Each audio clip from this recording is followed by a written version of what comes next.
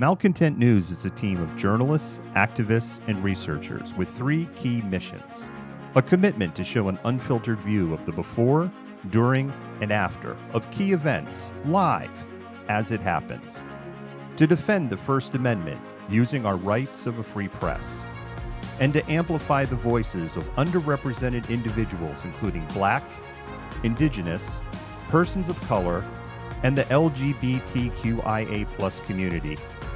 Our team is committed to seeking equality for all and holding those in power accountable. The easiest way to support Malcontent News is to bookmark our website at malcontentnews.com, like and follow us on Facebook, subscribe to us on YouTube, and follow us on Twitter, TikTok, Twitch, Instagram, and in the Google News app.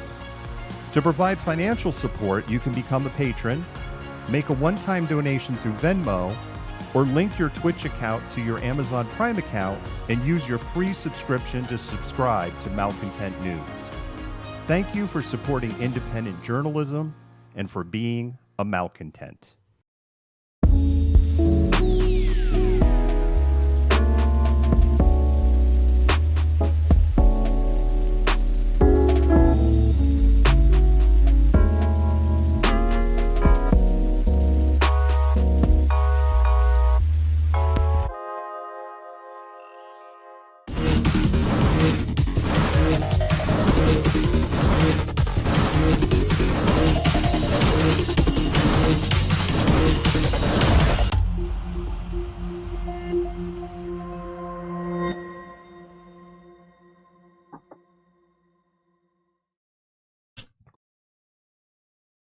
Nah, I'm just messing with you. That's why I had my hands up in the air, make you think that the mute button was on.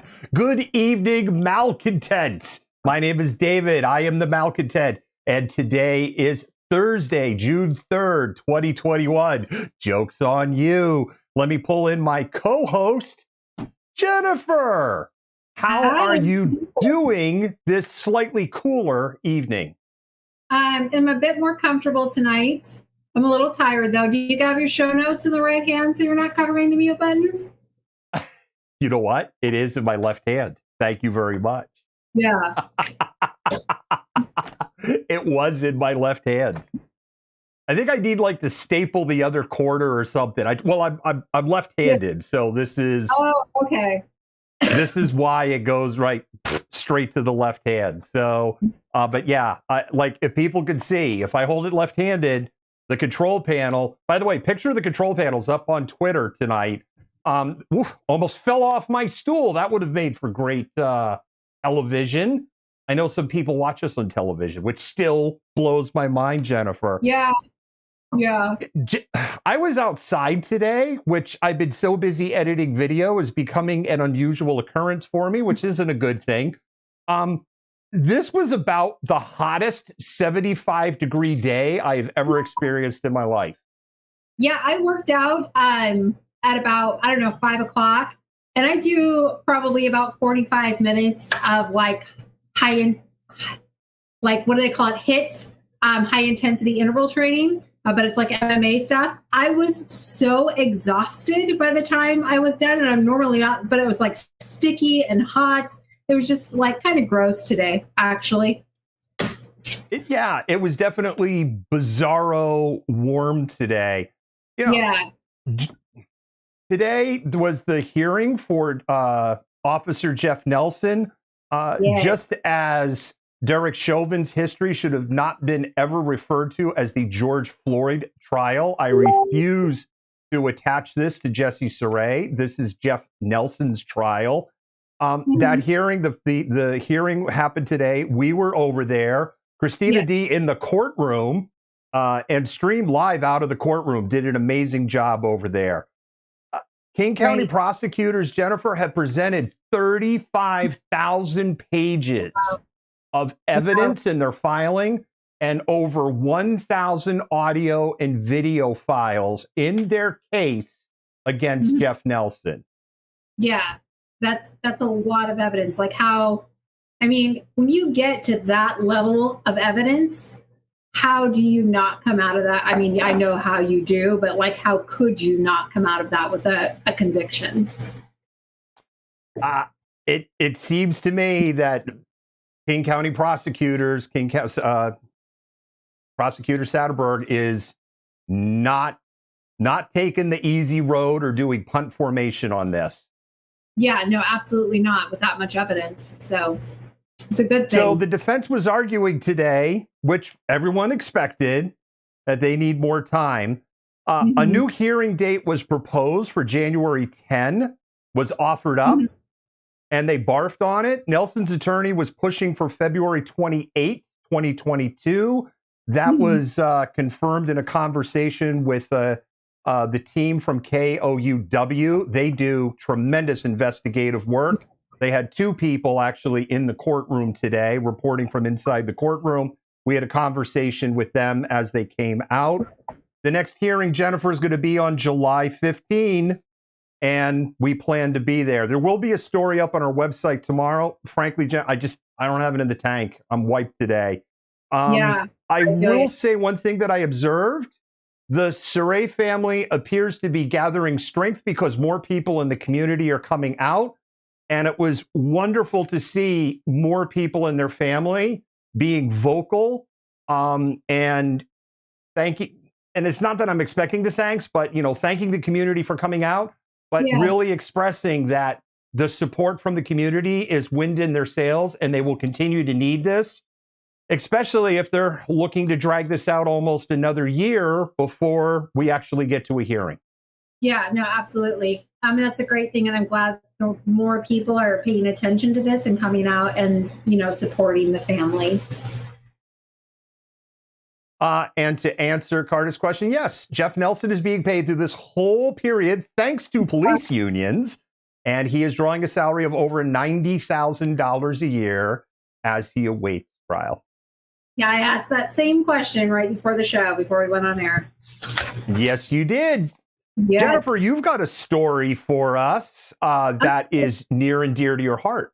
So, yeah, I actually got this email this morning, so I'm glad we're talking about it a little bit. The UW has kind of revised its initial stance on the vaccination policy for the return to in-person instruction and classes for fall quarter. And so basically, there was a new policy announced today. It came out by email. I got it about 8:30 this morning. And officials will actually need to confirm vaccination status before returning to campus in the fall. And this is very similar to what they do with the measles vaccine. So I had to go and get a titer test. My titer test came back negative. I had to get a measles vaccine. I had to submit that before I could even register for classes. So I imagine it's going to be a similar protocol. But Washington is an employment at will state. And so this new policy extends to students, faculty, teaching assistants, basically everybody who is within the UW system. That's the way it should be. And get your happy ass vaccinated if you haven't got vaccinated yet. Yep. Because we're getting closer and closer to back to normal. And the more people that jump on this, the faster. It's not just a Washington State thing. It's the whole country thing. Jennifer, don't shoot the messenger. I know some people aren't happy about the hot, but I think people this weekend are going to be going, what the hell happened? I want my Tuesday back. Showers are going to move in on Friday night, and Saturday's kind of looking like a washout. We desperately need the rain.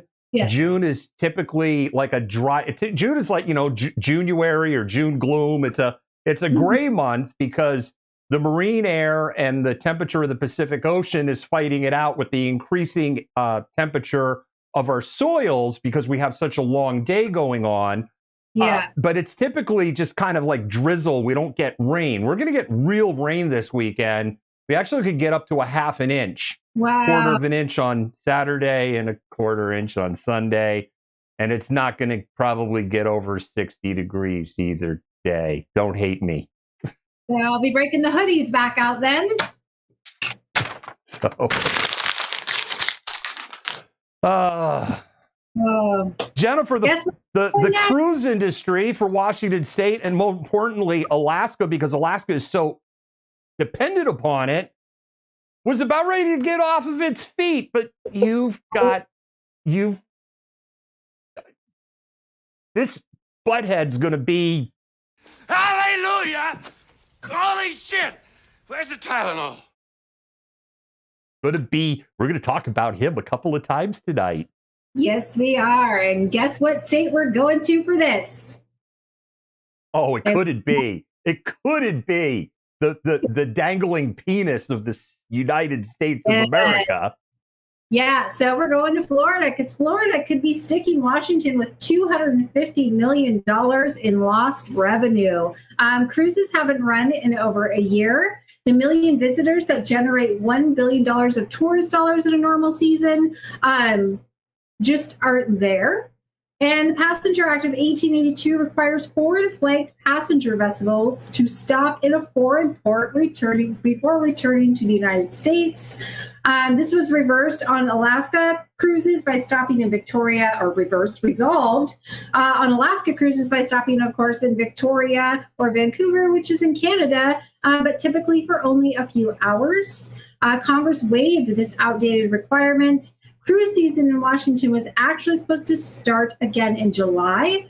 Florida is now suing the CDC because it's Florida and federal government over the vaccination requirement to go on a cruise. I don't understand what the big freaking deal is. They're free.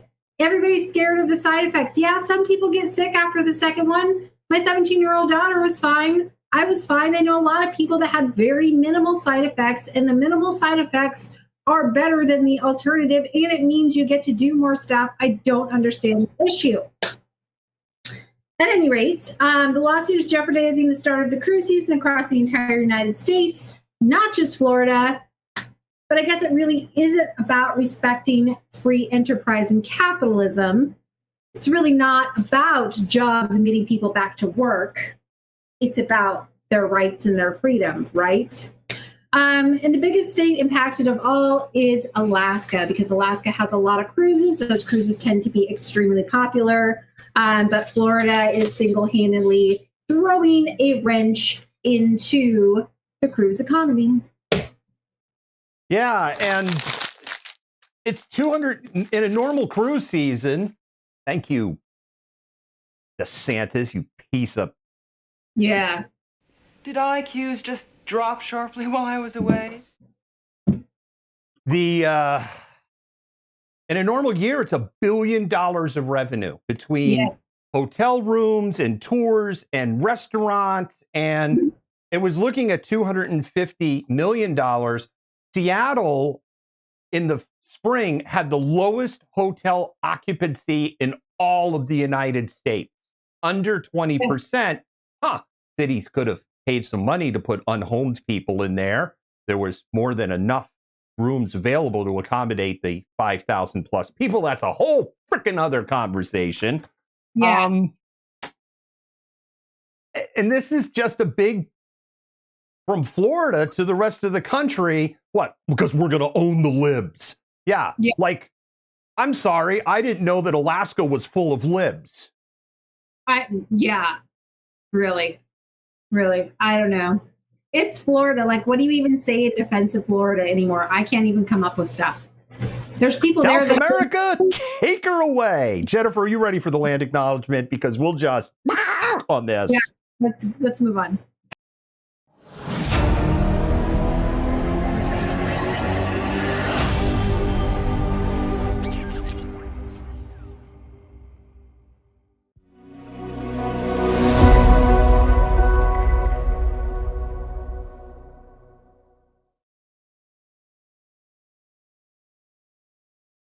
Malcontent News comes to you from Seattle, Washington, the occupied homelands of Coast Salish peoples. We are grateful to live and work as guests on these lands, the land which touches the shared waters of all tribes and bands within the Duwamish, Suquamish, Tulalip, and Muckleshoot nations. This land acknowledgement is but one small gesture in the ongoing process of working towards repairing and sustaining relations with Coast Salish lands, waters, peoples, and their other than human kin. You've gotten so good at like just hitting that right on the end of that sunset shot. I don't even need the notes anymore. I love it. I love it. This is the part of the show where we tell people, spam those hearts. Go ahead and spam those hearts if you're on Twitter or YouTube. Make people think that there's worthwhile content. Lie to them. that there's something here they actually should be watching. If you're watching us on Twitch and you're like, can't spam hearts. If you were a Twitch subscriber, you could use our emotes, including Yoda. Yoda left us on February 28th, but he is forever in our hearts. Courtney, thank you so much for this. He looks so amazing up there. You also get to use our soup for your family. Delicious soup. It is very American. And also, don't forget, Bumblebee tuna, the most aerodynamic tuna available in the United States, as endorsed by former social media icon Donald Trump. The other thing that I like to tell people at this point of the show, oh, by the way, YouTube, you can just put something like, love you mods, love you admins, love you researchers, love you writers, love you Jennifer and David, please just not in a creepy way. The other thing, like, subscribe, follow, share. It's the easiest thing you can do to help us grow. And it's free. It's totally free. And with that, we are going to go into our first segment. And if you're seeing me hesitating, it's because, like, I'm looking at the buttons and I'm like, I may have set up these buttons wrong. We're going to roll the dice and see what happens here. Fun times.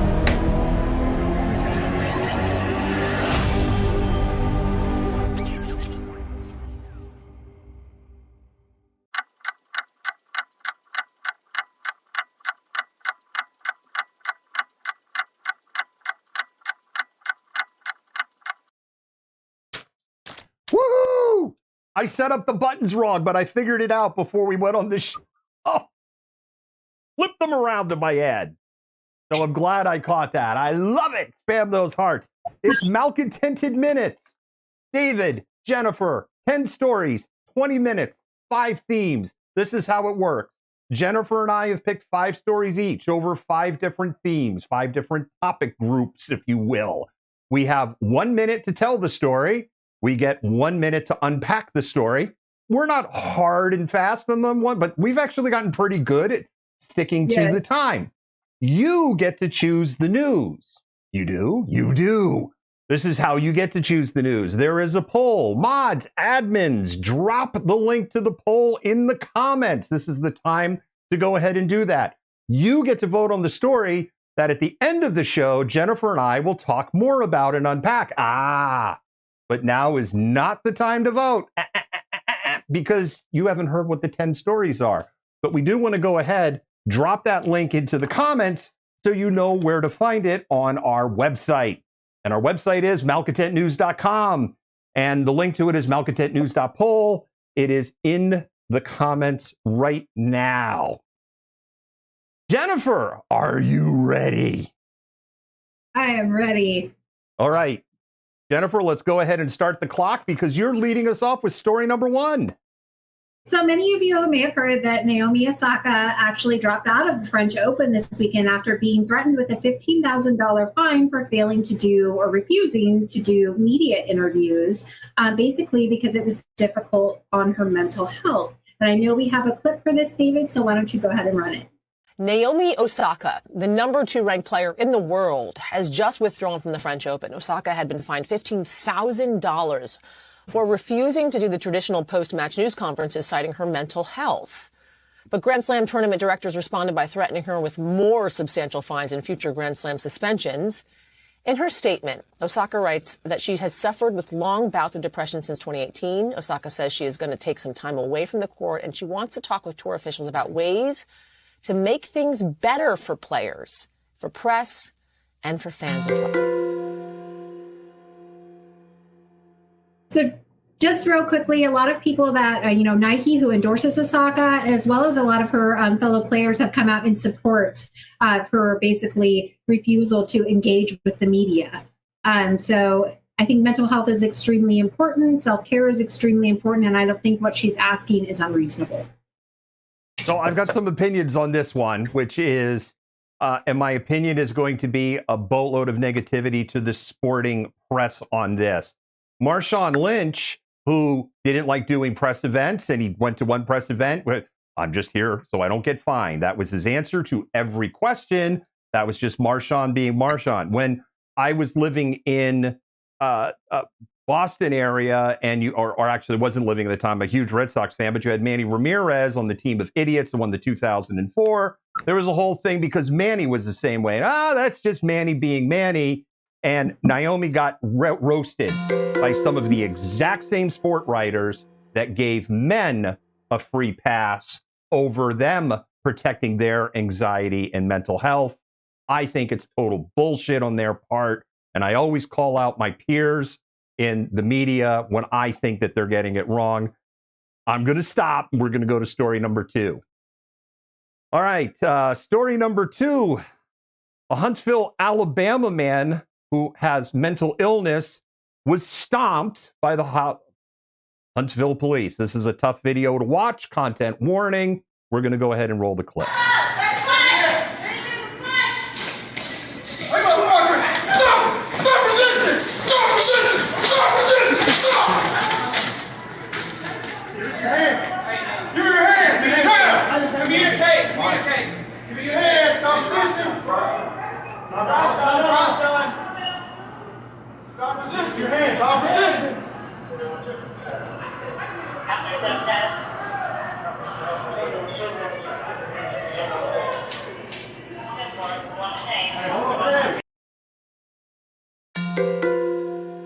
Jennifer, it gets worse. I'm going to go fast on this because I'm going over my minute.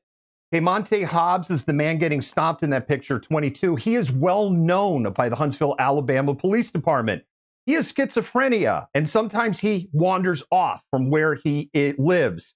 The 911 call that came in was because he tried to panhandle $1 from a person outside of the store. Yes, he asked a person for $1 outside of the store, and someone called 911 over it. And best of all, Jennifer, he was charged with resisting arrest. He was not charged with vagrancy, panhandling, or for trespass. He was only charged with resisting arrest.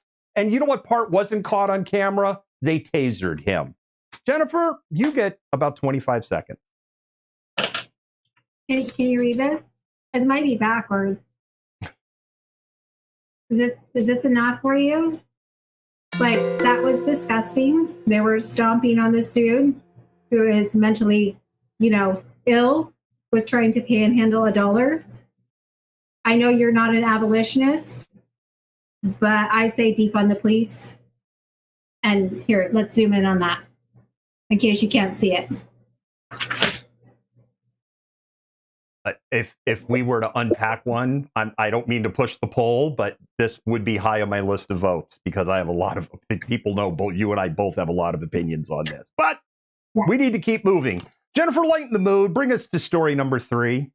This is actually a great story, and I was super excited to find it today. But there's a Connecticut organization giving hugs as a part of Pride Month. Do you want to go ahead and roll the clip? Coming out can feel lonely. The fact that there are a lot of people who don't get the family support, the encouragement, the affirmation. A Midwest mom sparked an idea, offer a hug to anyone. It took off. I contacted the national organization and said, do you have a chapter in Connecticut? And they said, no, start one. Ellen Hart began at Bethel Pride 2019. We set up a booth, we walked around, we gave hugs, we went on the march, and it was amazing. One of the first recipients, Alana Kennedy. My extended relatives all disowned me, as did my wife as well. So I was feeling quite low. The embrace broke her isolation. And I just started crying. I was thinking about normal, everyday mothers were accepting me. I would ask you, do you want a hug, a fist bump, a wave? What are you comfortable with? An elbow bump. An elbow bump. While not everyone may feel ready for a hug, support is always in style. So just real quick, I think this is a really great thing that they're doing. I think so many people have been ostracized by their families for coming out and not been accepted. And so for somebody to give them that kind of attention that they've been lacking, I think is a really, really great thing. And I hope more people step up and do similar things during Pride. It is always heartbreaking for me when I hear parents rejecting their child over coming out as LGBTQIA+. It it causes that fear causes mental illness. The parents' rejection causes mental illness. And it's just gross. And I loved this story, Jennifer. I really did. It gave me the feels when this was in editing and I saw it. And really, thank you for sharing that. And it was a good, what people don't know, we pick our 5 stories independently. And a lot of times, because I think sometimes we share our brain in a positive way, stuff either like connects or it's like there's something real heavy in the topic group and then there's something real. Yeah. And so, and I'm going to go ahead and drop the mood again. Sorry. And with that, let me go to story number 4. And story number 4 takes us to Florida and Governor frickin' Coming out can feel lonely. When you're the one who has to call their parents and tell them that they have to identify their children's bodies. Brandon Wolf will never forget the moment Pulse came under attack, escaping with his life, he says, only because he went to the bathroom. And my best friends, who I love more than anything in the world, ended up taking 19 gunshot wounds between the 2 of them. Juan was carried out on a stretcher and died in surgery. And my best friend Drew never made it off the dance floor. And 5 years later, Wolf says vital resources for survivors like him are now under attack. The governor axing thousands of dollars, impacting Florida's LGBTQ community, including $150,000 for the Orlando United Assistance Center. It provides mental health and counseling services for Pulse shooting survivors. And the truth is that people who are accessing that life-saving care right now, people who are getting therapy sessions for their PTSD will lose that care because the governor is waging a war on LGBTQ Floridians. This on the same day, touting the $120 million that he put in overall for mental health while slashing mental health dollars for the LGBTQIA community on the second day of Pride Month. Jennifer, it's all you. Yeah, DeSantis is just kind of a gross piece of trash. But he's popular in his state. And I think what's extremely problematic about him is that, A, he has so much support for doing things like this. The Pulse nightclub shooting was absolutely devastating for so many people, and yet you're going to take away any kind of support they have for a variety of resources to help them cope with the PTSD and trauma associated with that event. And I think that says so much about his character or lack thereof. Yeah, I don't have anything nice to say about DeSantis, so I'm just going to stop there. Hallelujah! Holy shit! Where's the Tylenol? All right, story number 5. You can lighten the mood again. So I believe this is in the Los Angeles part of California, and this teenager gets entangled with a bear cub who is potentially endangering her dogs. Video's crazy. It shows the bear walking on the back wall with her baby cubs when this brave teenager runs out to push the mom off the fence. Watch this. In that moment, I don't have much time to think. I run over to the bear, and the first thing I think to do is to push the bear off the ledge. Oh my goodness. The bear actually picked up one of the dogs there, but dropped it just as the teen rushes in. Do not push bears. Do not get close to bears. You do not want to get unlucky. I just happened to come out unscathed. She is a very, very lucky young lady. She's a very, very lucky young lady that mama did not come back and kick her ass. Very, very lucky. But I think we all need to be mindful, too, that the reason that bears are coming into cities as frequently as they are is because the loss of forested area that they would normally come into and a lack of food. So while everybody's like, oh, she did this great thing, saving, her dogs from this bear, we need to be mindful that the story is nuanced and there are reasons that bears are coming into the city. The other thing is the drought conditions that have spread from Washington State to Minnesota to Texas, back over to California, which is forcing them to bears and other animals to forage in neighborhoods and look for water. She is incredibly lucky that bear, because the bear did have 2 cubs, By the way, that's a black bear. There are no quote unquote brown bears in California. Black bear and brown bear are species designations. They are not related to the color. It's very possible for a black bear to be brown. It is very possible for a brown bear to be black. So with that said, mods and admins, we're going to do a little pause right here because we're halfway through. Go ahead and drop that link one more time into the comments. Go ahead. The other thing is spam those hearts. Spam those hearts out. Once people think that there's some worthwhile, fun content to be watching here tonight, vote for your favorite story, but you might want to wait because we're only halfway there. So you want to see what the next stories are going to be. So with that pause, thank you so much for dropping that link. We're going to go ahead over into story number 6. And story number 6 may be the most Florida story of Florida history of all time. Ballard was shocked when detectives told her they arrested Lawrence Florida, a.k.a. Mr. Florida, after a string of thefts in Zephyr Hills. Ballard says he used to live across the street and even volunteered here. The Lawrence Florida they told me about was not the one that's not him. Police have security camera video they say links Lawrence Florida to a string of thefts. Police believed he robbed a bakery, 2 barbershops, and the Great Catch restaurant where George Isles knew him. Lawrence used to work for me last year. Isles says Lawrence Florida took 27 cases of beer out of his cooler and threw it into a creek. He also stole White Claw from here, which some might say is more of a public service than a crime. But he didn't drink the White Claw or try to sell it. And then he took it next door to the mobile home park and left it there.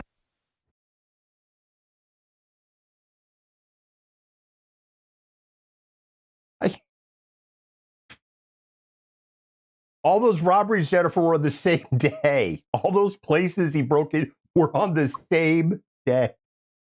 And of course, he took it over to a trailer park. You got 40 seconds. I am not mad at Mr. Florida for his theft and destruction of White Claw. I'm just going to say that right now. There is no need to have another White Claw summer. I feel like Mr. Florida did a service to the community, as the anchor person said in the video.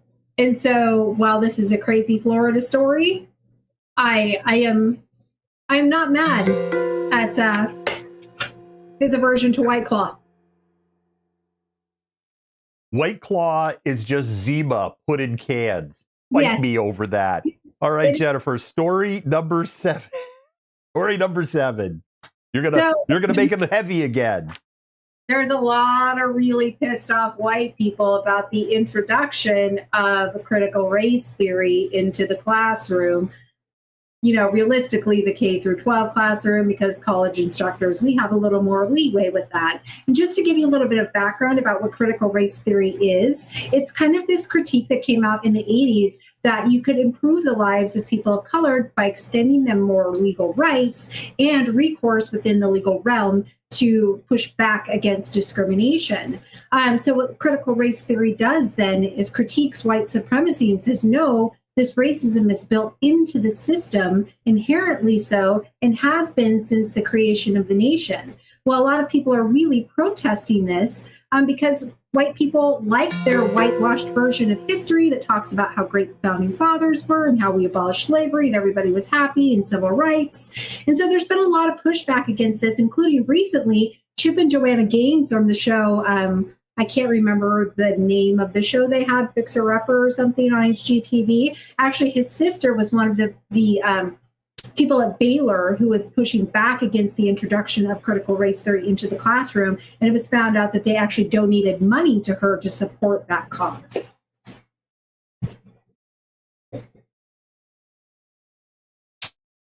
And they talk about cancel culture.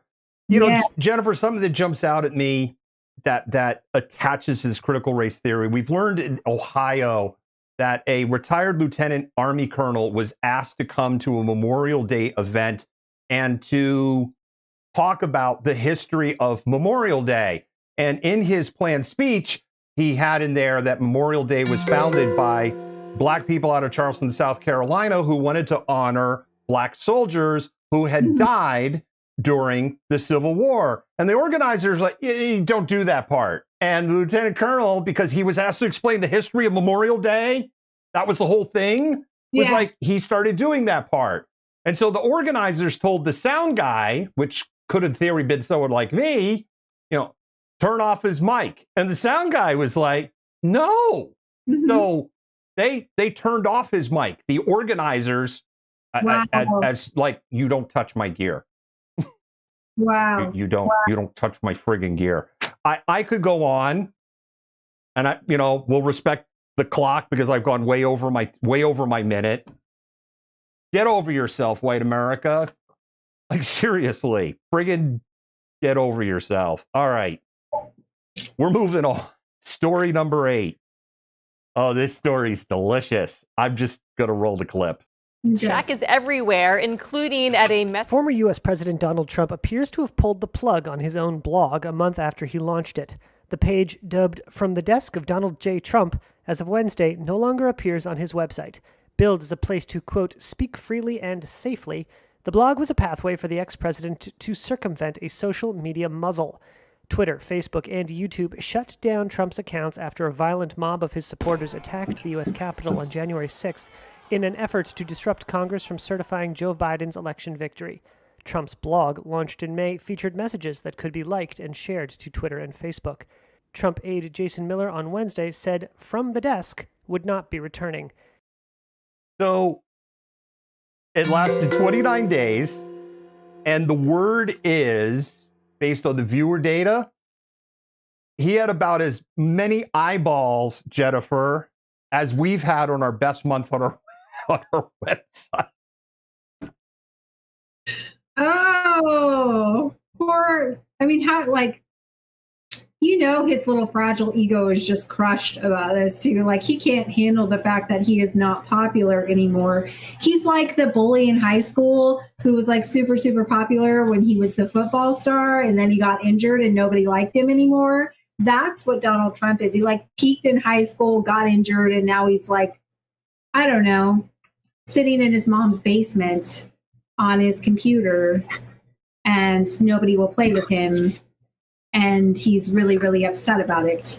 So I think it's deserved. I'm really happy it didn't last. He's kind of a horrible, terrible person, and I wouldn't be unhappy if we actually never heard from him again. Well, there's a sinister side to this story, which is there's a lot of people saying in his circle that he really believes he is going to be president come August, and that there is a lot more to cyber ninjas and what's going on in Arizona. That's a separate story. We can talk about it and unpack if that's the story that people want to vote for. Jennifer, we're going to go to your next story. Moving on. So Shaq went into Zales the other day to buy a set of earrings and ended up doing something nice for a stranger. And I know we have a video clip for that.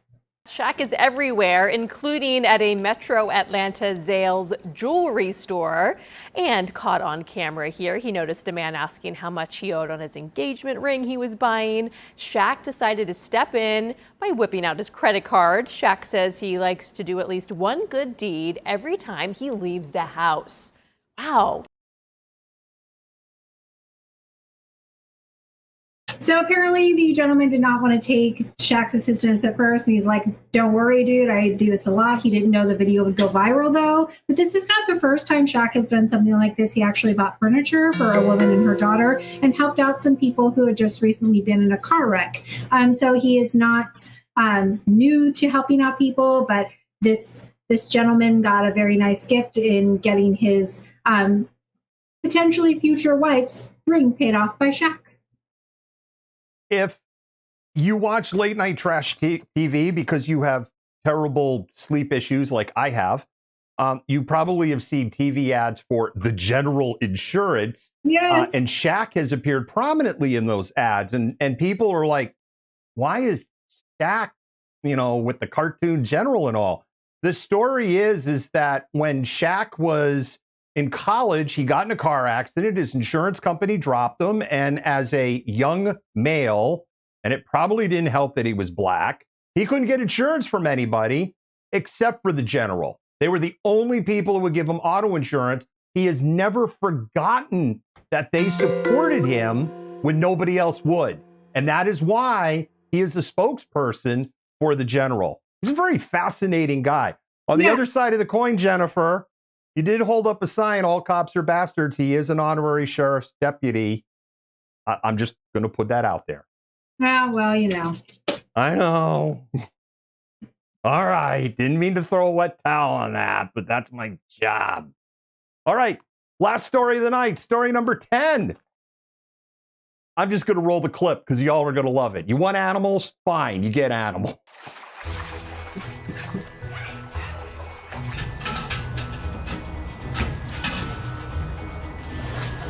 Oh.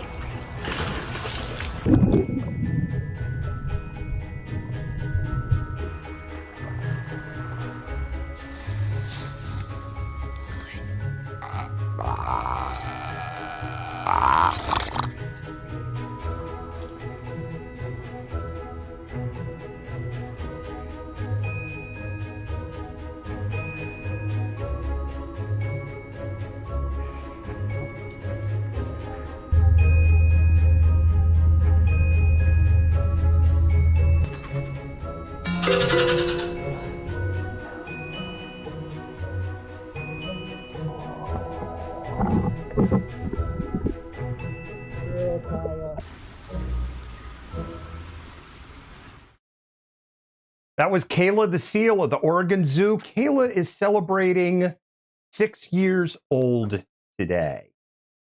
That was adorable. I think that seals are the pugs of the sea because if you like ever slick your pug's ears back, they look like little seals.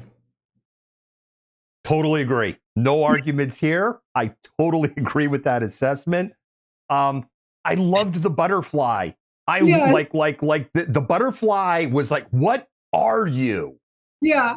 Yeah. No, that was adorable. But yeah, seals are super cute. I don't really have anything to say about that. It was nice to end on a good note. And with that said, this is the part where you get to vote. You get to pick the story. You get to pick the news. Mods admins, one more time, drop that link over in the comments. Slide my chair over. I am off my focus mark. Doesn't happen very often for me. There's a conversation. Jennifer, I heard her giggle a little bit when I said it because I'm like, oh, you're not on your focus mark. And I'm off it tonight. Off my rocker too, for that matter. Time to drop that link. Vote for your favorite story. Go to the poll. If your favorite story is sea pugs, then you could just vote for sea pugs and we will roll the clip again and we will talk about sea pugs for a couple of minutes because seals are really amazing to talk about. And with that said, we're going to do a pause for the cause and then we're going to go on to our next segment.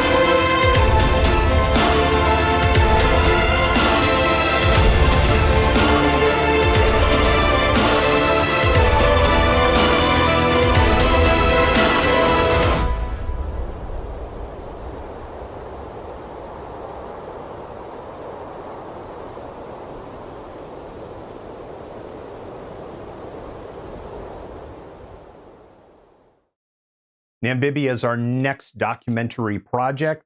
It is coming. Remember, fall technically ends on December 20th of this year.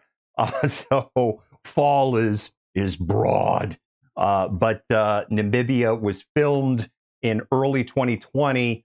Because of COVID, it has been in the can, and post-production on that has begun. It is an amazing country, and it is a country filled with contrasts, as I hope that we communicate very well and effectively in that trailer there. And with that, we're ready to go on into our next segment.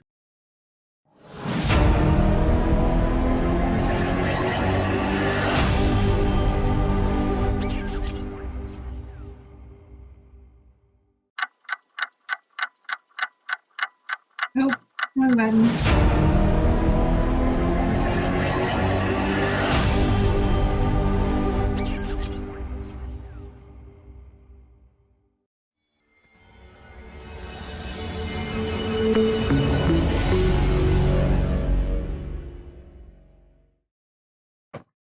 I caught the swap buttons on the other one, and then Yeah.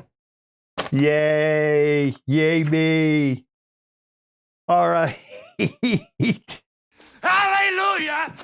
Holy shit! Where's the... Hey, Jennifer. Yes. We have a live view of the inside of Jenny Durkin's phone. Would you like to see it? Oh, please.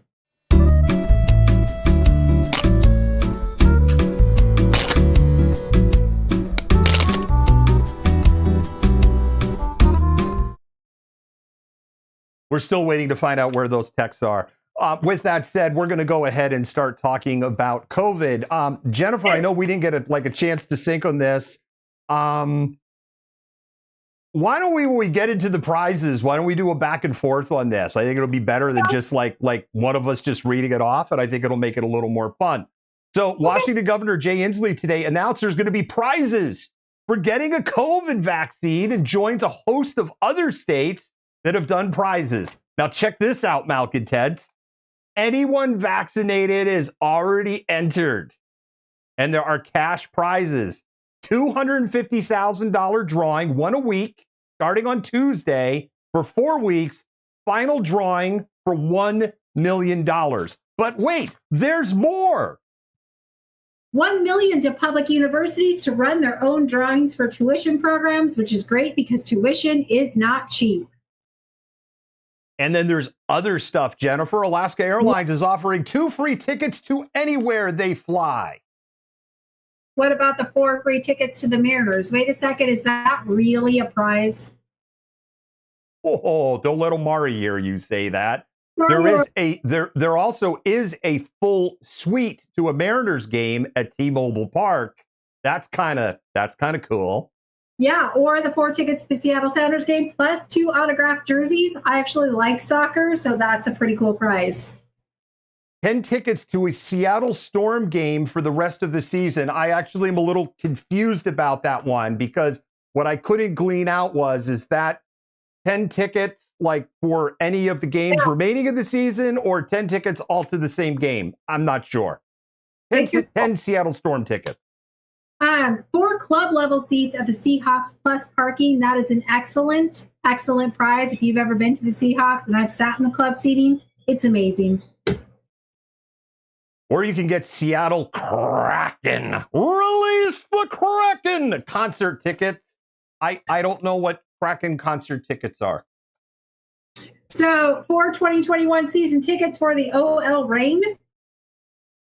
I don't know what that is.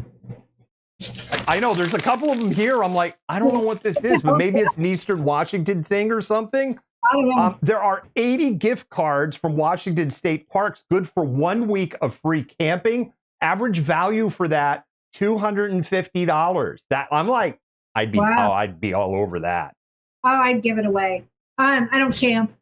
80 gift certificates worth $100 each for hunting or fishing licenses. That's cool if you do that. If that's your thing, 400 discovery passes. Well, that's a good one. That's a good one. Yeah, 400. My kid's going to be so excited. 300 Xboxes. Jeez. What else is there? 300 Xbox Game Passes. Also 300 Xbox Ones. Woo! 300 Nintendo Switches. 25 Google Nests, which is interesting, right? Because Google, like their headquarters aren't here. They are biggest footprint here in K-Town and Kirkland. So interesting that Google jumped in with that. 40 Amazon Echo Dots. Amazon. Seriously? 40. Xbox is giving away 300 Xboxes. I think they're $500 a pop. Nintendo is giving away 300 Switches. I think they're like $250 or $300 a pop. Depends which model it is.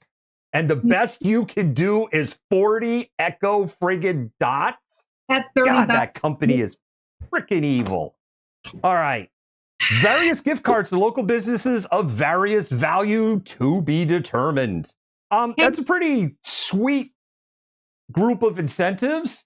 I think it's going to push some people to go, okay, fine, since I might get something, because capitalism. Yeah. You know what we should have done, David? We should have done that to the 12 Days of Christmas. That would have been so much cooler. It would have made the show like 20 minutes long. That segment 20 minutes long. And on the 12th day of Christmas, my true love gave to me 40 Amazon Echo Dots, 25 Google Nests, 300 Nintendo Switches, 300 Xbox Game Passes, 400 Discovery Passes, 80 gift certificates worth $100 each for hunting and fishing licenses, 80 gift cards from Washington State Parks. I threw out the other piece. I threw it at the camera. Jennifer, why don't you take us to story number 2? So Washington is now 63% vaccinated, but lags behind other states. 12 states are now 70% with at least one vaccination. Vermont leads the nation with the most vaccinated. Vermont is also really small, so I feel like that's unfair. Followed by Maine, Massachusetts, Connecticut, Rhode Island, New Hampshire, New Jersey, Maryland, New Mexico, Hawaii, New York, and Pennsylvania. Mississippi is the least vaccinated state in the United States, with 27.5% only having one vaccination. I am not surprised by this. Florida, if you're wondering, is middle of the pack. Yeah, Florida was almost smack dab in the middle. They're actually doing better than Georgia, just above them. All right. COVID cases in the United States are at the lowest level since March of 2020. Cases are down 30% week over week. 16,500 new cases reported last week, 7-day moving average. That is a 94% decrease from January 2021, when former social media icon Donald Trump was running the country. Oh, wait a minute. Some people still believe he's running the country. And if you do actually believe he's still running the country and he's doing it through FEMA and the Pentagon, that means those high gas prices that you're complaining about, which historically actually aren't anywhere near inflationary highs. Yeah, that would mean if you believe that bullshit, those gas prices and lumber prices, that's Donald Trump's fault because he's still running things. I just had to get that in there. New cases declined or held steady in all states. They declined in 43 states, held steady in 7. America, though, is going to cross a grim milestone in June, 600,000 deaths. We're at 596,000 tonight. So we will pass a grim milestone of 600,000 Americans that have died.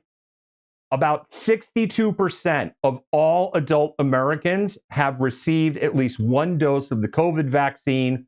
The White House goal is 70% of Americans by July 4. June 1, Jennifer, the national data came out literally as I was typing the notes. Only 9,385 cases nationwide reported on June 1. It's like vaccinations work. Who'd have thought? Right? So we got some good news out of Pierce County. Their cases have plummeted as vaccination rates increase. Test positivity is down from a peak of 13.4% less than a month ago to 70%. That's nearly 50% down. New cases per 100,000 down from 365 less than a month ago to 229 and dropping because, vaccinations work. June 1st, Pierce County reported just 52 new cases. That is a massive improvement since the last time we talked about Pierce County's situation. Way to go, Pierce County. Jennifer, the lab leak theory for COVID has grown some legs. The idea that COVID was a lab experiment gone wrong in China is picking up some steam again. Internal communications between the former social media icon Trump State Department and China indicate that you could squint and read between the lines if you squint that China was kind of hinting maybe like, Watch the F-bombs. This is written. This is written. There was a public release through a public information request of a bunch of Fauci emails, and it's also calling into question what he might know. But the right-wing media is like spinning this into something it is so not, for way more than what it is. Did IQs just drop sharply while I was away? And the answer to that question is yes, they have dropped very, very sharply in the last 4 years. The origin of COVID-19 has been a subject of debate since January of 2020. Yes. In an interesting move, Jennifer, Facebook has announced it would no longer remove or put a fact check tag on lab leak posts or news stories. We just reported. Facebook. You never report the other stuff from the right. That's for you. Okay. We are caught up on COVID. Things are looking better. Get your vaccine. You could win cool prizes. You could win mediocre prizes if it's Mariners tickets. PM stands for mediocre. I'm very sorry. I will see myself out. There is no 5. There's nothing with 5. We can't do the 12 days. They should have been 5 Seahawks. 5 Seahawks tickets to watch them lose. These are cut. Oh, that's right. You're a Patriots fan, Blah. Okay. I meant to say Mariners. That was so Freudian. Freud would have had a field day with that. We're going to do a pause for the cause. And then we're going to have a very, very quick segment. Vote, vote, vote. Mods admins, drop that link one more time for the story to vote while we do a little pause for the cause. Everybody knows what this pause for the cause is. Black Coffee is a hub for communities and a hub for meeting people, making friends, and understanding. What Black Coffee is to me is a place to actually call home, a place where Black youth will feel welcomed, where Black families will come and feel like they're at home. What we're trying to build is more than just coffee. Community is something that we do naturally. We know who's in the community, we know what the deficits are, and we're trying to fix that. We want to bring people together. My hope is that the phrase grounded in excellence shows up everywhere and that it becomes a movement. I'm looking forward to hanging out at Black Coffee with my friends and feeling safe. Black coffee to me means opportunity for people like me and my other friends and family to come here and do homework safely and hang out and stuff like that. That is happening. It is happening. Black Coffee Northwest is located in Shoreline, Washington. You take I-5, you get off at exit 176, which is the 175th Avenue exit. You go over to Highway 99, you turn south, you go just for a few blocks. Black Coffee is on the west side. They have amazing merch. They have merch. There's my merch. Focus on the merch. I think it's blinded by the light.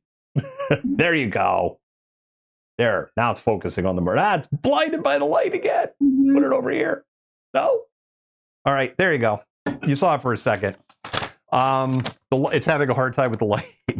They have amazing merch, they have amazing coffee, and they have, if you've been watching the comments, potato scones. Potato scones is like the fluffiest, most amazing scone that you have ever had.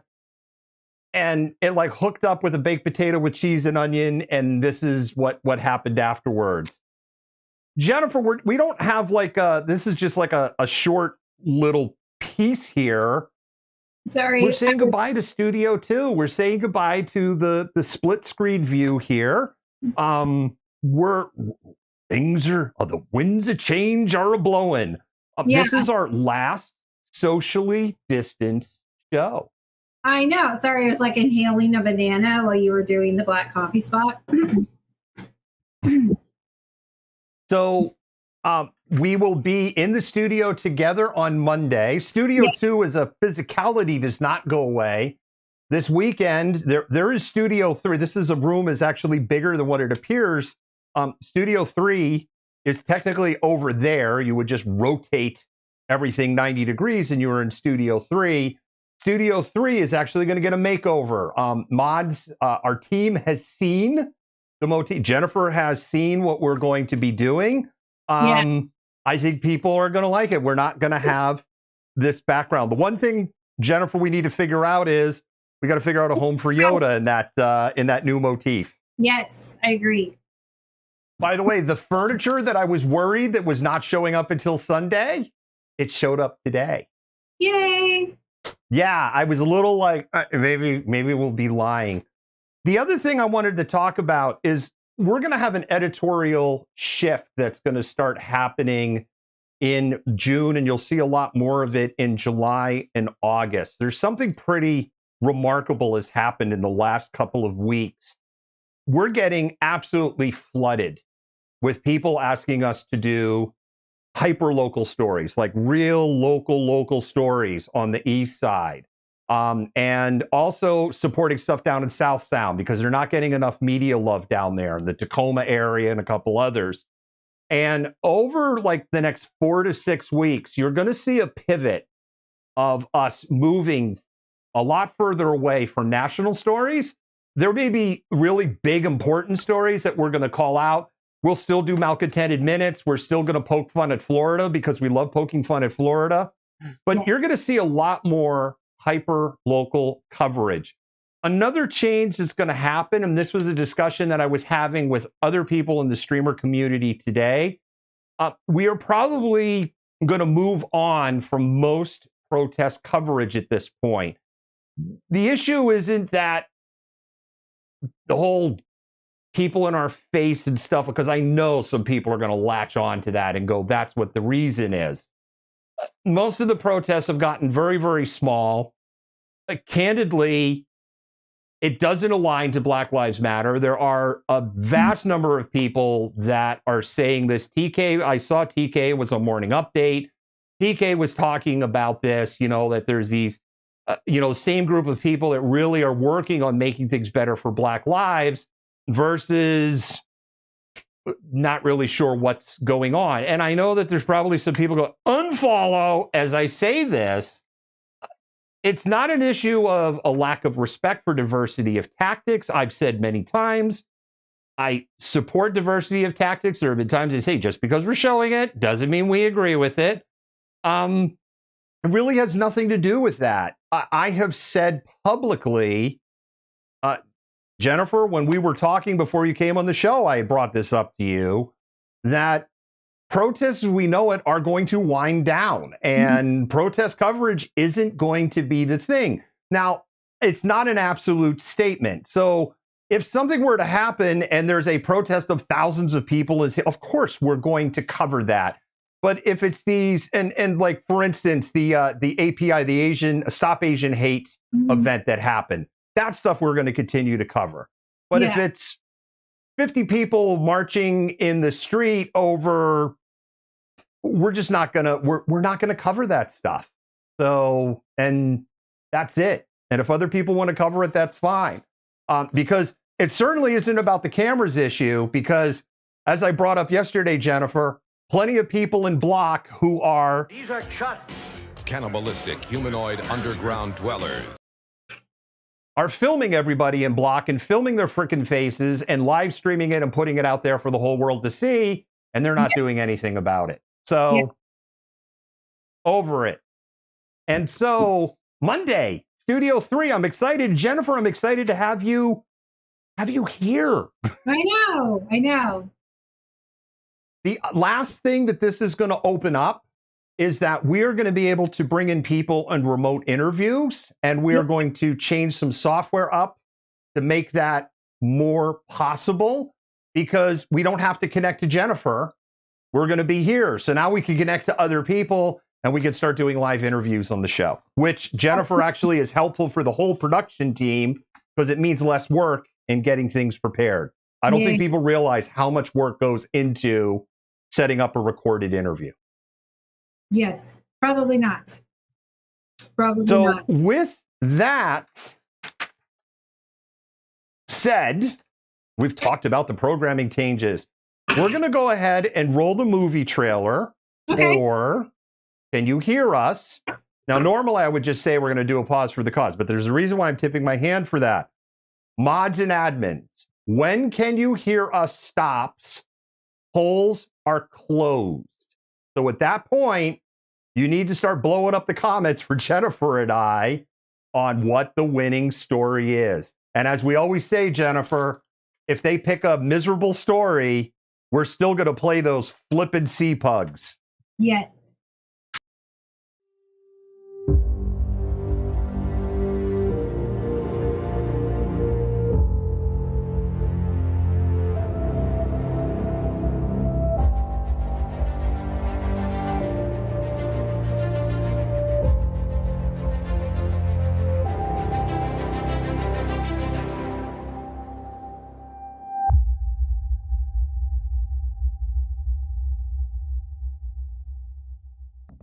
He can be heard on the video saying, "I can't breathe." It is so hard to watch this. It goes for about 10 minutes. He ain't doing right now. Put him in the car. We're not going without. No justice, no peace. No justice, no peace. Tear gas down the hill. There is a huge group of people running. All right, those are flashbang grenades.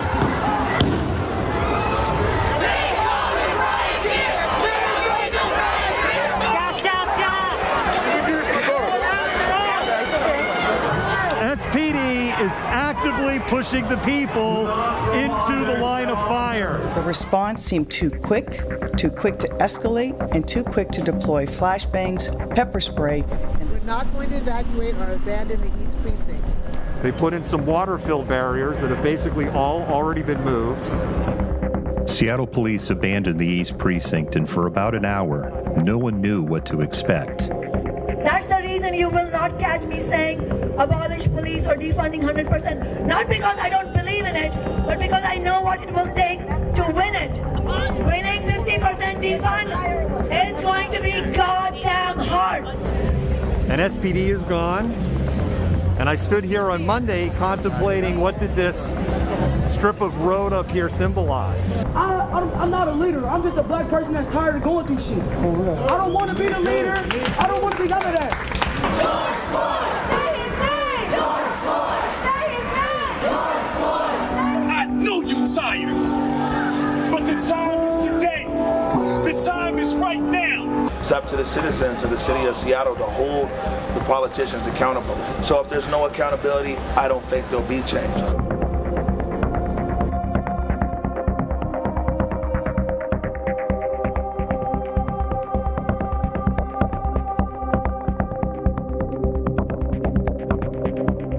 On I-5, people were hit on the freeway? Jenny Durkin! Jay Inslee! Can you hear us? When I say power to the people, you say all power to the people. Power to the people! Hi, Malcontents. I'm David, the Malcontent, and I'd like to talk to you for a moment about supporting independent media. When you support us, you help us bring the before, during, and after. You help us defend the First Amendment. You help us amplify BIPOC and LGBTQIA voices, and you help us hold leaderships at a local, state, and federal level accountable. None of this would be possible without support by viewers just like you. When you become a patron for as little as $5 a month, you help buy technology, safety equipment, and help cover travel expenses so that we can continue to bring you news that you trust. If you can't become a patron, you can do a one-time donation on Venmo, and your dollars will go to the exact same causes. With your continued support, we can continue to amplify BIPOC and LGBTQIA voices while showing the truth on what is happening in the world around us. Once again, thank you. And we do thank our patrons. We love you very much. Matter of fact, I'm going to go ahead and spam those hearts. The warning light, by the way, Jennifer, has finally come on the keyboard telling me that these batteries are done. So it is on the list of things to do when the studio gets revamped over the weekend, is replace batteries. The editorial board knows that I had put in a request for approval to purchase a ton of batteries for moving into the studio. Yes, I remember that. Jennifer, the winning story is critical race theory. You definitely, I think you have more W's than I do on these. Yeah. So I'm not entirely sure what people are kind of wanting to know more about. Like, again, the introduction of critical race theory into K-12 classrooms is kind of, I mean, it's already taking place in a lot of college courses. I introduce it in my college history courses. And it's not so much like critical race theory. It is its own discipline, but it's just a way in which you're starting to think about race differently and seeing the system as being clearly stacked against people of color and in favor of white people. And that is the narrative that people are really pushing back against being introduced in the classroom, because it does away with these whitewash narratives. It does away with U.S. nationalism and these stories that we tell ourselves about how wonderful the founding fathers were and how, you know, slavery was over with emancipation, and, you know, we had civil rights, and, you know, everybody were this multicultural space for, you know, their equality and the American dream is something that can be achieved for everyone. And so it's just really thinking more critically about how we can complicate those narratives in the classroom. And that is what's really upsetting a lot of white people in particular, is having that narrative that they're so accustomed to that, you know, really kind of cements this notion of American exceptionalism that they're so against.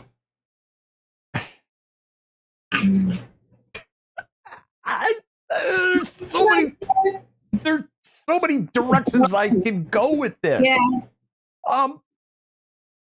One of the things that jumps out at me, all right, I mean, like, you have Christopher Columbus, right? We have Columbus Day. We have, and Columbus is trash. Columbus was this is historical fact. This isn't rewriting history. The reason we know it's historical fact is because the Spanish crown kept really good records. If you were a scholar and you could read old Spanish in cursive, you could go to Spain and read it with your own flipping eyes. Columbus was such a piece of trash that during the Inquisition, the Spanish crown became so alarmed at his treatment of the indigenous people, they arrested him. And took him back to Spain in shackles. Yes. Yep. And then he was like, if you send him back, I can pay the debt. And, you know, and it just became a trade wreck. And then they were done with him after that. Essentially, his third voyage was a disaster. And his fourth voyage ended up with him marooned, essentially. Yeah, no. He was a terrible, terrible man. What? He discovered America? There were already people here.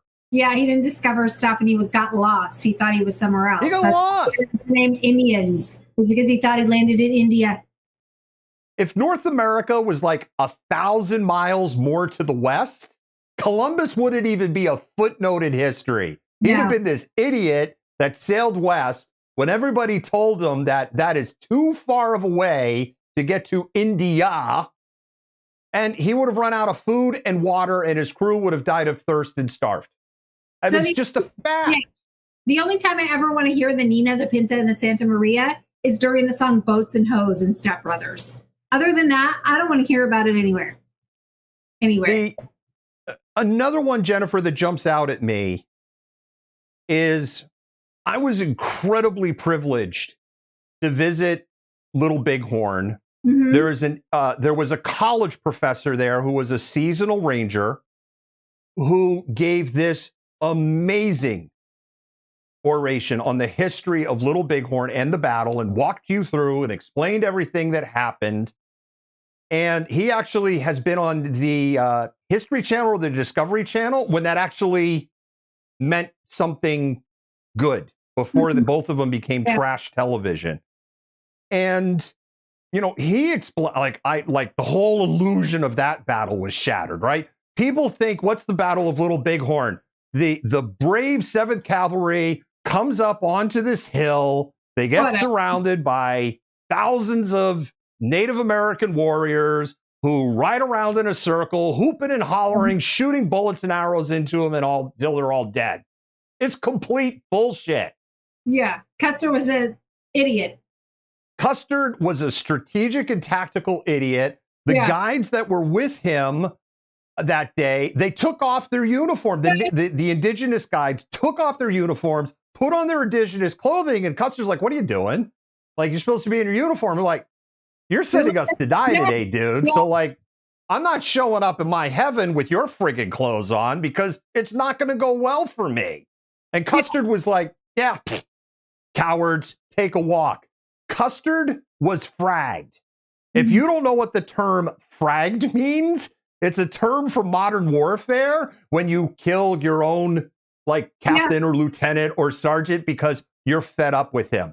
The history is that Benteen, who was the other colonel that was there that day, had the pack mules, and he also had reserve troops and the Gatling gun. And when Custard, who was an idiot, went over to the rise and saw there were 5,000 Sioux Great Nation and Arapaho warriors that they had only gathered to do their June ritual dance. They weren't there as a war party, but he was. I fucked up. What's the F-bombs? This is written. And so Custard was like, you need to go to Benteen and tell him to get his ass up here with the Gatling gun and the reserve troops. And Benteen was like, nobody ever told me to come. And they're like, you didn't hear the gunfire from 5,000 warriors and the entire 7th Cavalry? No, we didn't hear a thing. Nope, didn't hear a thing. Yeah, this is the prairies in 1868? Yeah, ish. Something like that. This is he didn't hear black powder gunfire? Come on. Yeah. But we don't want to teach that history because white fragility. No, I think another thing that's particularly interesting too is how we talk about white people bestowing certain rights on people of color and oppressed peoples. For example, we always talk about the Johnson-Reed Act, which was in 1924 and like fundamentally limited the types of people that could come into the nation as immigrants, right? But within that same week, they unilaterally imposed the Native Citizenship Act, which actually forcibly imposed U.S. citizenship on Native peoples, a lot of whom did not want it because they were concerned about what it would do to their status within their own Native nations. So we talk about these as positive things when they were actually really disputed, unilateral decisions made by the United States as a way in which for them to express their power, and done a week apart from an act that severely limited who could come in to the nation as the nation sought to further define what constituted whiteness. One thing that I'm grateful for in the primary education that I got, I went to a school system, a public school system that taught about Jim Crow. I remember this. They taught about Jim Crow, and they taught Jim Crow and the laws for what it was. Yeah. And I remember that vividly, and maybe that helped form some opinions that I have today. But if anything, it seems like the pendulum has moved on the other way. And they didn't teach enough about it because part of what was taught was that, and now it's all solved. Mm-hmm. Yes. No, it wasn't solved then. It's still not solved now. No, but we like to tell ourselves that once emancipation and then it went into this period of Jim Crow and, people want to downplay that and then go, oh, it was solved during civil rights. No, it wasn't. We don't talk about like the period of Reconstruction and how violent that got in the way in which, that forced a mass exodus of Black people from the South, but was also like riddled with violence.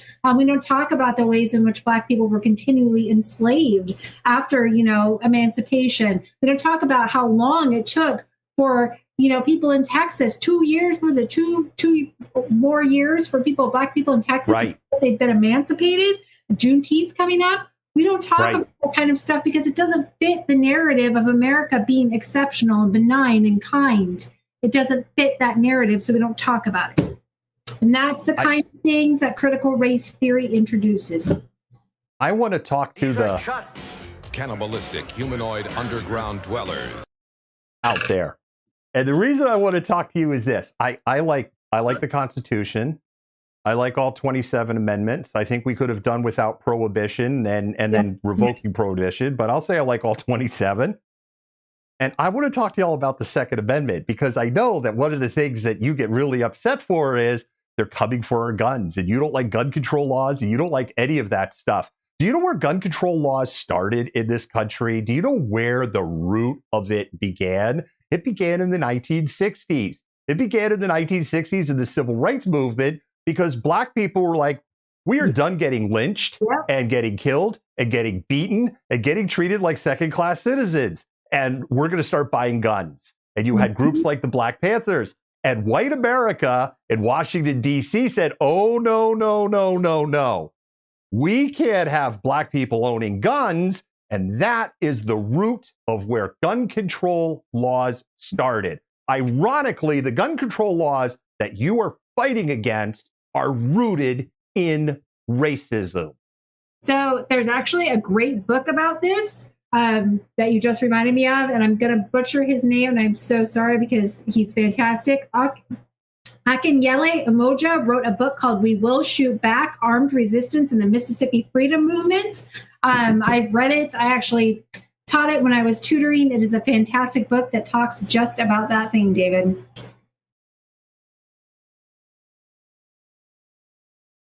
So, like, it's rooted in racism. The gun control laws you hate. So, it's just evolved. Somebody in the comments brought up a great thing on the influence that the Texas Board of Education has on textbooks across the entire United States, in part because the Texas school system is so big and textbooks are such a racket and overpriced. And that's a whole, I know, Jennifer, we could do a whole show on that. Yeah, I don't use them in my courses.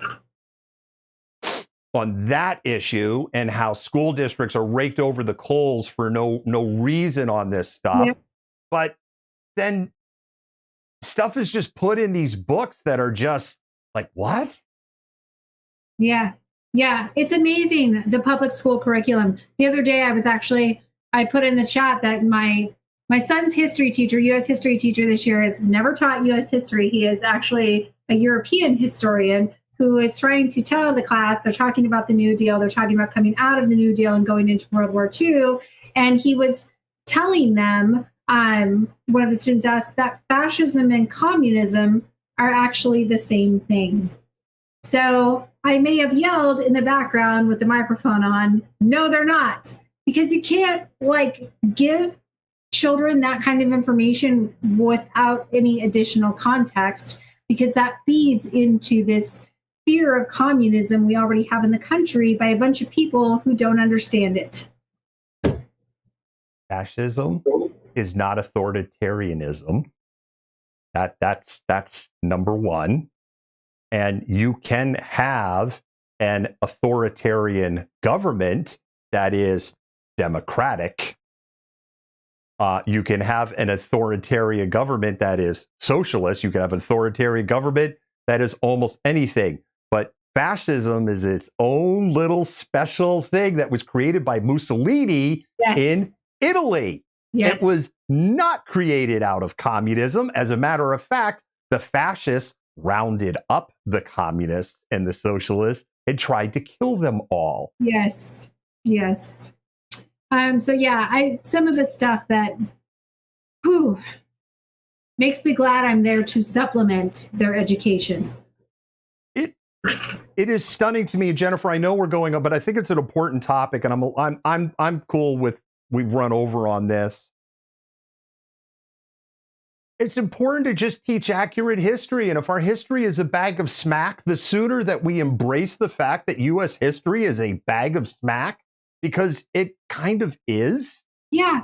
And admit the things that we got wrong, because we're not exceptional. I remember this movie from the 1980s, Gung Ho, with Michael Keaton. It is one of my favorite movies of all time. And it's about the auto industry and the collapse of the U.S. auto industry.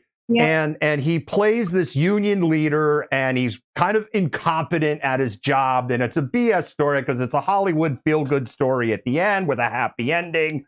And there's some racial stereotypes that are in there.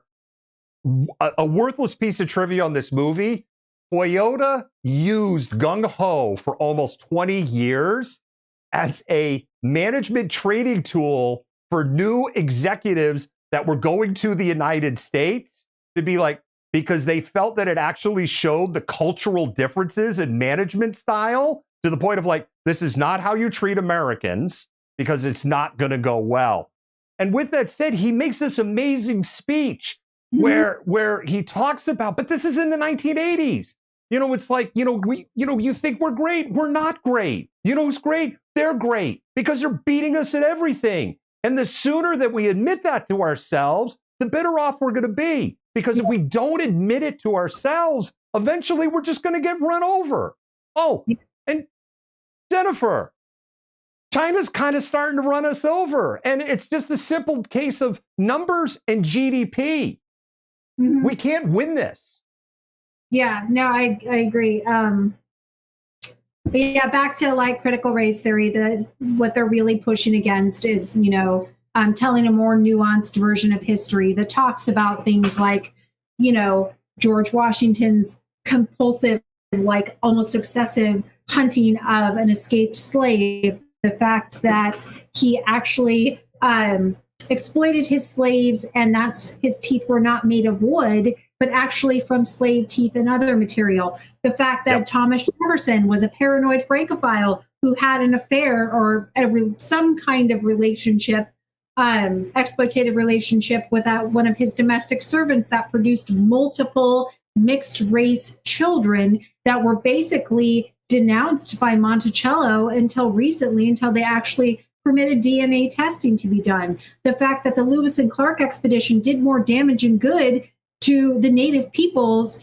and that, Lewis and Clark actually went beyond the territory purchased during the Louisiana Purchase, farther out to the west, because Jefferson was concerned about British influence over the western region. There's so many different things that people are unaware of because they'd rather valorize historical figures than their nuance, that it really does a disservice to the citizens of the nation to not let them know what their history actually looks like. Lincoln wasn't really like a big fan of the Emancipation Proclamation. It was like unnecessary. He saw this as a way of breaking the back of the South.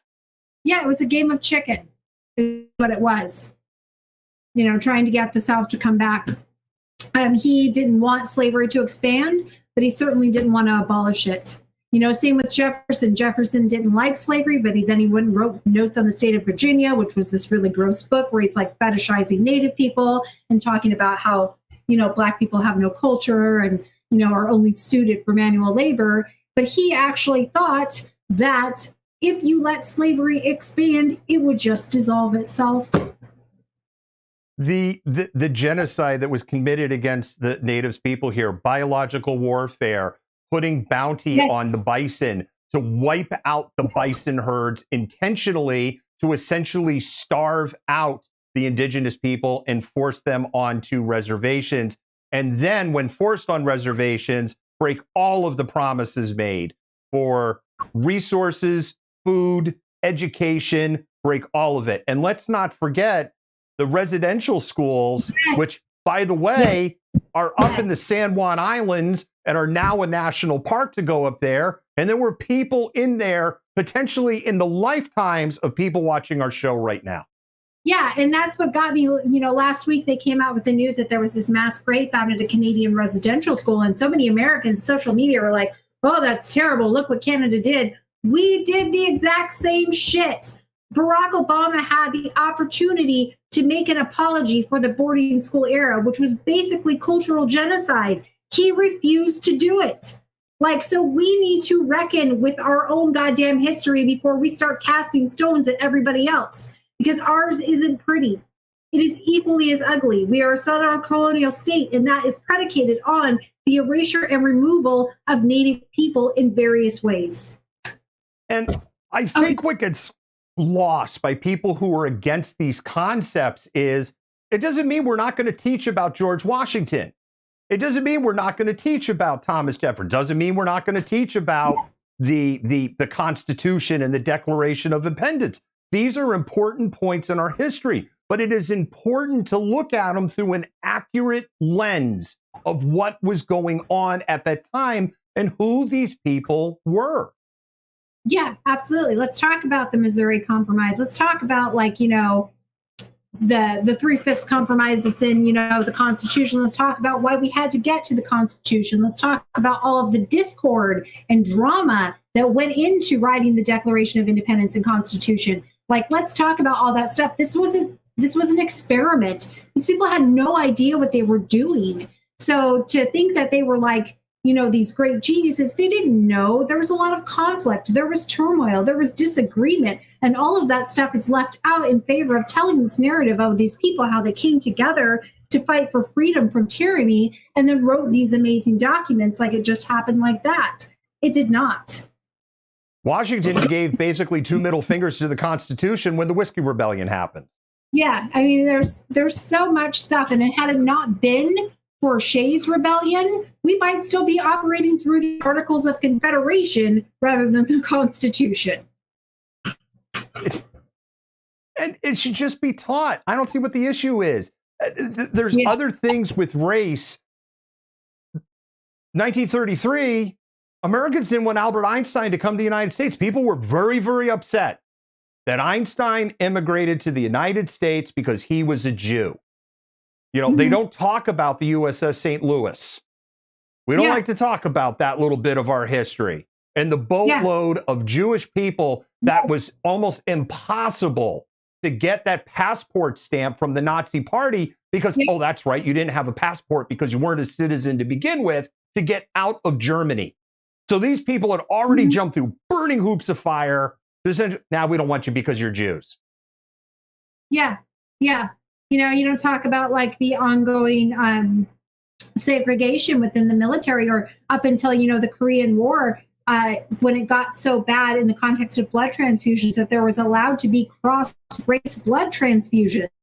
Like, that's how recent that was. When was the Korean War? The early 1950s? I mean, so we have this, like, really nasty history. You know, we have this history after World War II when you had so many Black people and Black leaders, particularly in the South, who were like, you're over there fighting to free these people, yet doing the same shit to the citizens in your own country. And this is how we end up, you know, with kind of like this increase in Black activism in the period after World War II, because they were like, whoa, whoa, whoa, you guys need to, you know, recognize what you've done here is commit your own genocide. And so they actually wrote this We Charge Genocide document that had all of these documentations that fit in with the definition of genocide. So, I mean, there's so much within our history that is often neglected and left out until people get into, you know, the higher echelons of education, which is usually, you know, of course, you know, post-secondary education when you get into college, and not everybody has the luxury of attending college and getting that additional information and context. And so by bringing critical race theory into the equation earlier, you're actually giving, you know, the next generation more tools to better understand why we are where we're at and what we need to do to move forward. And I think that's what people, white people of a particular generation, are afraid of. One of the malcontents said, you know, Japanese internment camps, just by the fact that we call them internment camps, is already problematic to begin with. Yes. Yeah, so much of it took place in the West Coast. I mean, the Puyallup Fairgrounds was a temporary internment camp. You know, a lot of the people were taken from the Bainbridge Island area. I teach on that too in my modern U.S. history course, how terrible that situation was, particularly on the West Coast. And that is why we have this really long history of anti-Asian sentiment, particularly on the West Coast. It dates back to, you know, the construction of the railroads, to the 1887 Chinese Exclusion Act. So that is a very long history of that people often don't grasp and understand. And going to American exceptionalism, slaves built the White House. Slaves essentially built Washington, D.C., and the core buildings of the Capitol. It was Black and Chinese workers that built the railroads that made Western expansion possible. It wasn't white people. White people in this country have a long, illustrious history of, oh, no. I mean, I don't want those immigrants coming in and taking those jobs, but I'm holding out for a management position. I ain't doing that work. Look at the Bracero program, World War II. And you know how it brought in this mass influx of, farm workers, particularly from, Mexico, to fill the positions, the void left by people who went off to war, and what happened there and how poorly they were treated and how many of them are still fighting to get paid from that program. Yeah. We have no problem exploiting people that don't look like us, but we don't want them to stay. And it isn't that you have to hate America. There are other countries that have had to reckon with things that are more that look, I mean, on the atrocity scale, if we go in the last 100 years, I think Germany probably is in a close competition with Russia during the Stalin era or China during the era of Mao. And if there, has Russia really never did a reconciliation with that. However, they did have this big, under Khrushchev in Russian history, there was kind of this like, holy crap, Stalin was a bastard. Basically, as soon as he was dead and people were allowed to say it out loud, there was this big thawing that happened during that time. But Germany had this reckoning. They had a reckoning that as soon as the bullets stopped flying, it was like, no, you have to look at a minute what you do. And they still teach it today. There's lots of people always like to point out, there are no statues of Goebbels, Hitler, name any person that you want, anywhere in Germany. There are lots of statues and signs about the victims of them. And they teach there the danger of white nationalism, the danger of fascism, which is not communism. And that's what they do. They have the same reconciliation, Jennifer, as you know, in Rwanda after they had the terrible genocide in there. And they did the same thing in Angola. And these countries have come together and have thrived. Look at Germany.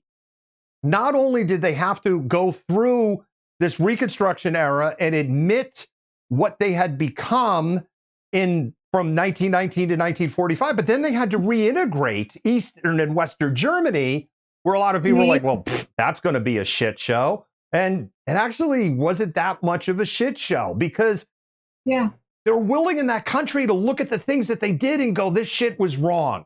And it's important that we understand this shit was wrong so we don't repeat the mistakes. Doesn't mean they hate Germany. It doesn't mean that they hate the Germanic history, which goes back over 1,000 years.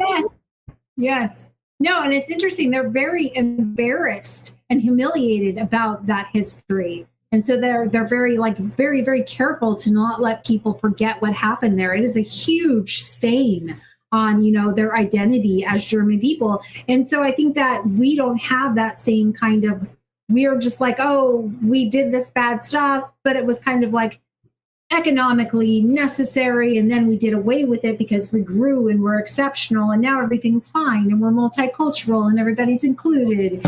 And it's not that way at all. I'll close with, we are essentially an occupying force in the state of Hawaii. Yes. Let's now talk about Saipan, Guam, Marshall Islands, Samoa, U.S. Virgin Islands, Midway Island. Although nobody lives, I just learned that there's like no access. There's just like 40 scientists that live there. Midway. I just learned this today. Yeah. I mean, look at the nuclear experiments we did on Marshall Islands. Oh, absolutely. Bikini Atoll, Operation Castle Bravo, I believe, where we screwed up, man. We're going to use lithium-6, but lithium-6 is really really expensive. So for that core, we're also going to use a bunch of lithium-7, but it's okay because lithium-7 doesn't turn into a hydrogen bomb when it blows up. Doesn't act as just the lithium-6. Yeah, they were wrong. The lithium-6 exploding converted the lithium-7 into lithium-6, and they created a vastly bigger hydrogen bomb.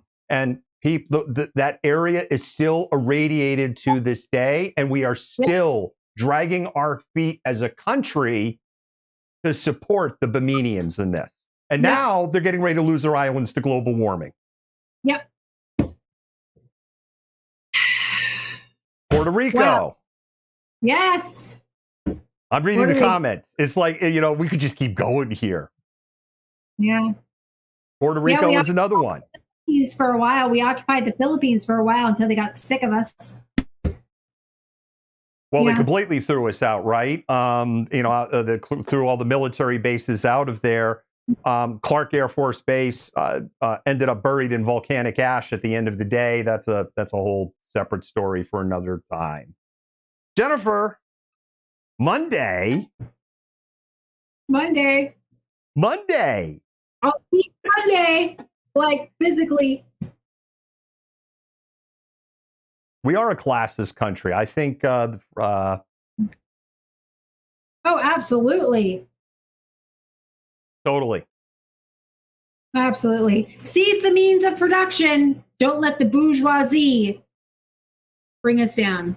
That's all I got to say on that. I say eviscerate the proletariat. Oh. No, please don't eviscerate the proletariat because we're already being eviscerated. And on that happy note, Malcontents, thank you so much. Have a wonderful weekend. Enjoy the rain. Hallelujah! Holy shit! Where's the Tylenol? All right, Jennifer. Malcontents out. We'll see you on Monday. Malcontent News is a team of journalists, activists, and researchers with 3 key missions. A commitment to show an unfiltered view of the before, during, and after of key events live as it happens. To defend the First Amendment using our rights of a free press. And to amplify the voices of underrepresented individuals including Black, Indigenous, persons of color, and the LGBTQIA+ community. Our team is committed to seeking equality for all and holding those in power accountable. The easiest way to support Malcontent News is to bookmark our website at malcontentnews.com, like and follow us on Facebook, subscribe to us on YouTube, and follow us on Twitter, TikTok, Twitch, Instagram, and in the Google News app. To provide financial support, you can become a patron, make a one-time donation through Venmo, or link your Twitch account to your Amazon Prime account and use your free subscription to subscribe to Malcontent News. Thank you for supporting independent journalism and for being a malcontent.